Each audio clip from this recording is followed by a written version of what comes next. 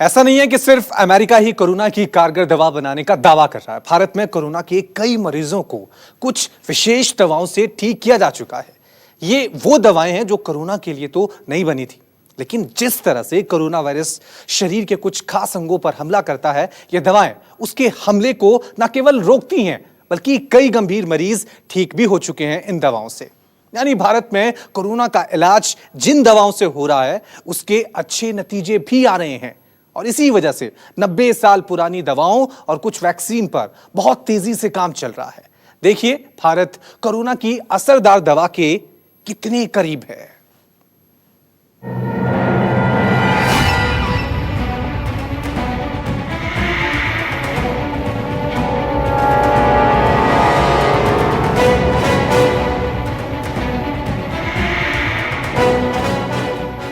हिंदुस्तान में कोरोना मरीजों की संख्या, मौत के आंकड़े और संक्रमण तेजी से बढ़ रहे हैं।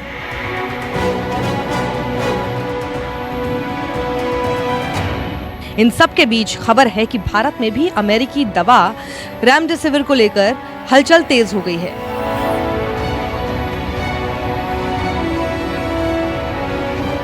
केंद्रीय स्वास्थ्य मंत्रालय ने 6 मई को रेमडेसिविर के उत्पादन के विकल्पों पर चर्चा की, लेकिन ऐसा नहीं है कि भारत सिर्फ रेमडेसिविर पर निर्भर है।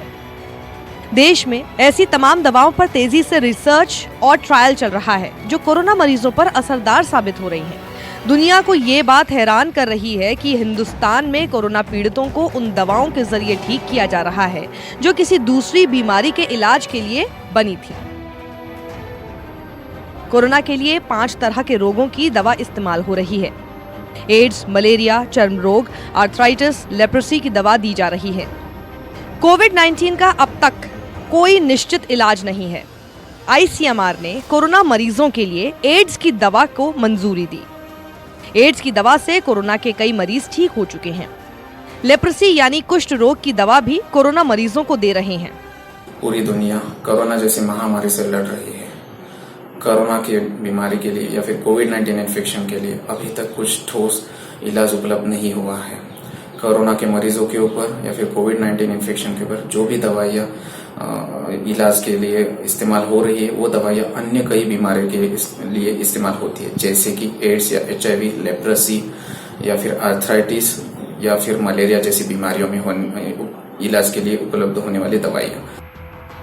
भारत अकेला देश नहीं है जो कोरोना मरीजों को अलग अलग रोगों वाली दवाओं से ठीक कर रहा है। दुनिया भर में कोरोना के मरीजों के इलाज में उन दवाओं का इस्तेमाल हो रहा है जो दूसरी बीमारियों के इलाज में इस्तेमाल होती हैं।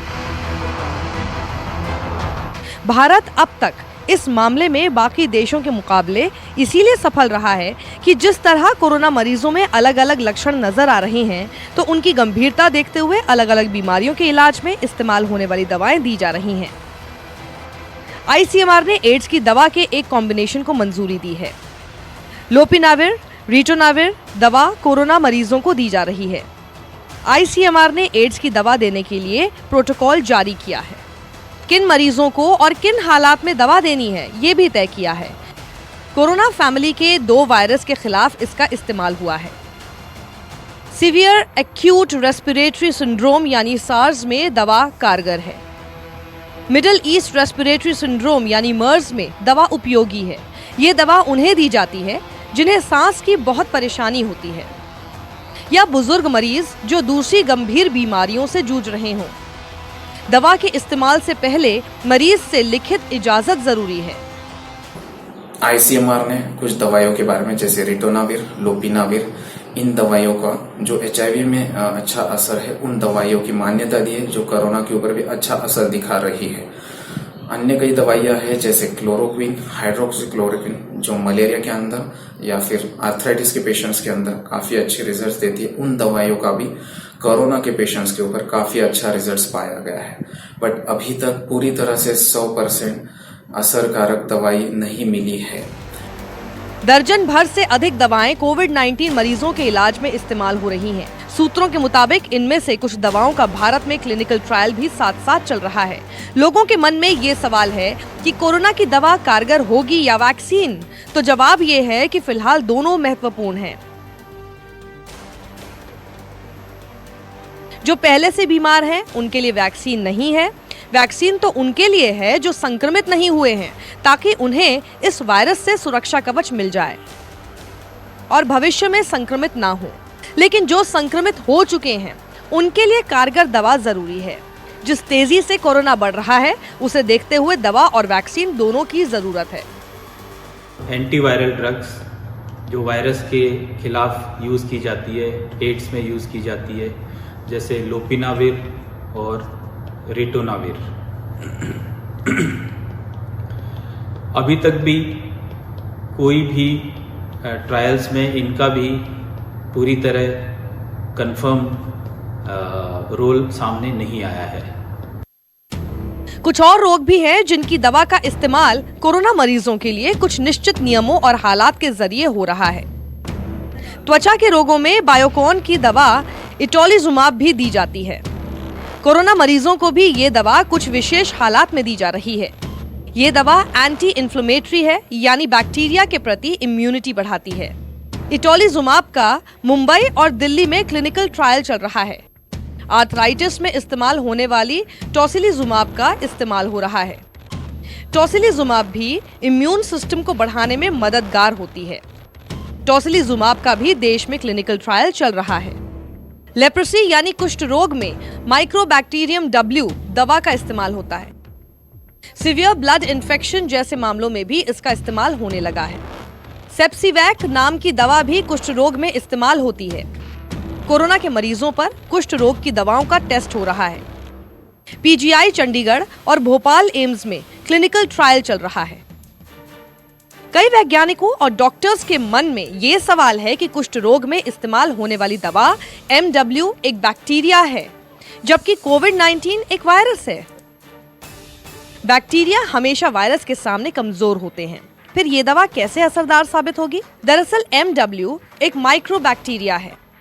ये माइक्रोबैक्टीरिया की 150 प्रजातियों में से एक है। इसे मृत अवस्था में इस्तेमाल किया जाता रहा है। इस वैक्सीन की खोज करीब 25 साल पहले दिल्ली के ही एक वैज्ञानिक डॉक्टर GP तलवार ने की थी। उन्होंने एक मरीज के बलगम से इसे खोज निकाला था। जब कुष्ठ रोगियों पर इसका इस्तेमाल किया गया तो नतीजे चौंकाने वाले आए। कुष्ठ रोगियों को दी जाने वाली दवाओं के साथ जब MW वैक्सीन दी गई तो आधे समय में ही ठीक होने लगे। तब से लेकर अब तक कुष्ठ जैसे लाइलाज माने जाने वाले रोग के लिए इसका इस्तेमाल होता रहा है। ये वैक्सीन शरीर की प्रतिरोधक क्षमता को बहुत बढ़ा देती है। ये शरीर की फर्स्ट और सेकंड लाइन इम्यूनिटी को बढ़ाती है। इससे शरीर में B और T सेल्स बहुत तेजी से बनने लगते हैं। ये दोनों सेल्स किसी भी वायरस या बैक्टीरिया से लड़ने लगते हैं। कोई भी वायरस या माइक्रोबैक्टीरिया इंट्रासेल्युलर होता है, यानी ये सेल्स के अंदर पहुंचकर हमला करने लगते हैं। कोविड-19 का वायरस भी इंसानी शरीर के सेल्स में पहुंच जाता है। इंसानों के सेल्स में खुद की संख्या तेजी से बढ़ाने लगता है। MW वैक्सीन माइक्रोबैक्टीरिया होने के नाते सेल्स के अंदर पहुंचती है। हालांकि डेड होने के कारण ये अपने आप को बढ़ाती नहीं है, लेकिन इसके प्रोटीन की वजह से शरीर के सेल्स विशेष हालात बनाते हैं। ये हालात शरीर के सेल्स की मदद करते हैं और वायरस को रोकते हैं। अमेरिका ने भले ही रेमडेसिविर दवा को कोरोना के इलाज में सबसे अहम माना हो, लेकिन वो भी भारत से मलेरिया की दवा हाइड्रोक्लोरोक्विन ले चुका है, क्योंकि भारत ने ऐसे तमाम रोगों की दवाओं के जरिए कोरोना मरीजों के इम्यून सिस्टम को मजबूत बनाकर वायरस को हराया है। इसीलिए भारत 30 से ज्यादा कोरोना की दवाओं और वैक्सीन की दिशा में तेजी से बढ़ रहा है। Bureau report, news 24। ये जानकर आपको कोरोना के इस निराशा भरे दौर में नई उम्मीद जगेगी कि भारत में 90 साल पुरानी BCG की दवा का ट्रायल बहुत जल्द शुरू हो जाएगा। BCG के टीके को लेकर कोरोना पर रिसर्च कर रहे दुनिया के कई वैज्ञानिकों ने इसे बहुत अहम बताया है। देखिए BCG के टीके से जुड़ी कोरोना पर अच्छी खबर। चलिए आपको बताते हैं। कोरोना मरीजों पर क्लिनिकल ट्रायल को केंद्र सरकार से मंजूरी मिल गई है। अब एक हफ्ते के अंदर पुणे के सुसून हॉस्पिटल में भर्ती मरीजों पर इसका ट्रायल होगा। कितने मरीजों पर ट्रायल होगा, ये रिसर्च कर रही एक्सपर्ट की टीम तय करेगी। मुंबई में हाफकिन इंस्टीट्यूट कोरोना पर BCG टीके के असर पर रिसर्च कर रहा है। फ्रेंच वैज्ञानिक अल्बर्ट कालमेट और कैमिल गुरीन ने बीसीजी का टीका बनाया था। इस वैक्सीन को बनाने में 13 साल का लंबा समय लगा था। अब तक इसका इस्तेमाल टीबी के मरीजों के लिए किया जाता है, लेकिन वैज्ञानिकों को उम्मीद है कि कोविड-19 के खिलाफ भी यह वैक्सीन बड़ा हथियार बन सकता है। पुणे के ससून हॉस्पिटल के अलावा बीजे मेडिकल कॉलेज में भी इसका ट्रायल होगा। फिलहाल कोरोना के मध्यम रूप से संक्रमित हुए मरीजों पर दवा का क्लिनिकल ट्रायल होगा।